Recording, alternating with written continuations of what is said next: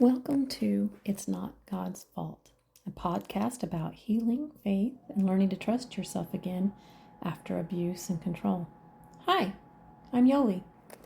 In the last episode, I shared how anger first showed up in public and how my body tried to warn me before my mind knew what was really going on. Today, I want to talk about what happened next, the next red flag. The stage where concern slowly started turning into control, where love began to feel less like a partnership and more like supervision. After that restaurant incident, Preacher did something that made me feel hopeful. He was showing a lot of interest in my son. He treated him like his own. He played with him, he talked to him, he worried about him.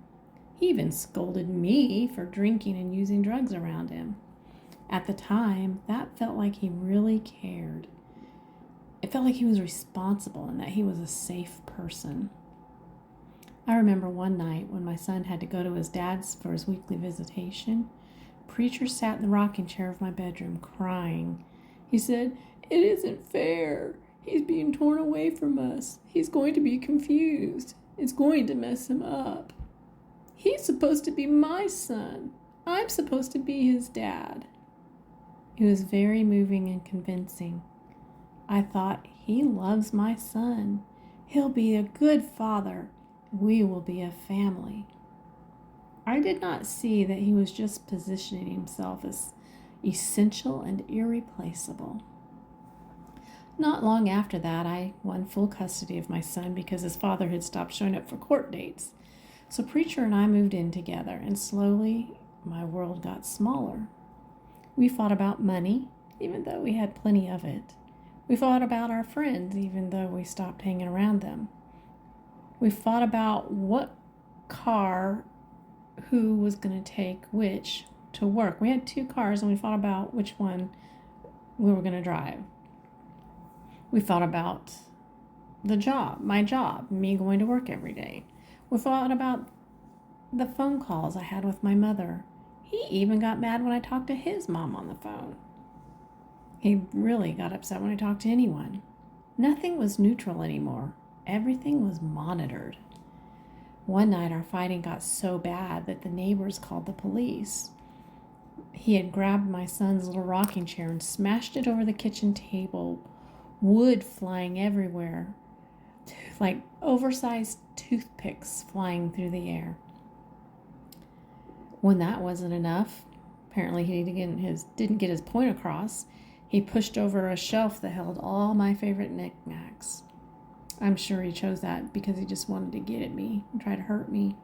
But the next day, he bought me flowers. This pattern became familiar. It was quite regular. Explosion, destruction, apology, gift, promise to be different and better. I learned to focus on the apology instead of the violence. That's what they call trauma bonding. He was more than a foot taller than me, and when he was angry, he used that to his advantage. He would stand over me, corner me, block my way, and sometimes shove me. Mostly, though, he just used his words, yelling, belittling, threatening. He didn't have to hit me to scare me. Eventually, we broke up. I got a new apartment and he moved in with his parents. But the control didn't disappear. It followed me. I was still afraid. It was in every decision I made, in relationships. Control doesn't always say you can't. Sometimes it'll say, "I'm just worried. I'm protecting you. You don't need them. They're bad for you. Why do you talk to them so much?" Love does not isolate. Love does not monitor. Love does not shrink your life. In the next episode, I will talk about what happened when I tried to move on, but fear followed me. If you feel like your world is getting smaller in the name of love, pay attention. That is not devotion. That is control. Love should not make your world smaller. It should not require you to shrink, stay quiet, explain yourself constantly, or give up pieces of yourself to keep someone comfortable. Real love does not monitor you. It does not isolate you. It does not punish you for having relationships, opinions, or boundaries. If someone says they care about you, but you feel anxious all the time, you need to pay attention. If someone says they're protecting you, but you feel trapped, you need to pay attention to that too. If someone says they love you, but you feel like you're disappearing, listen to your gut. None of that means that you're ungrateful or dramatic or even too sensitive. It means your nervous system is trying to tell you something. It's telling you the truth. And you are allowed to listen. You are allowed to question what feels wrong. You are allowed to take space. You're allowed to want peace. And you are allowed to choose yourself.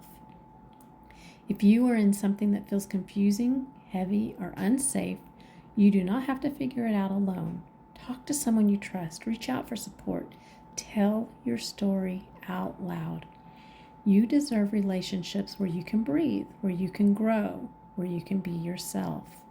And if no one has told you this before, let me be the one to say it. You deserve better. You are not asking for too much. You are asking for what is healthy, and that is okay.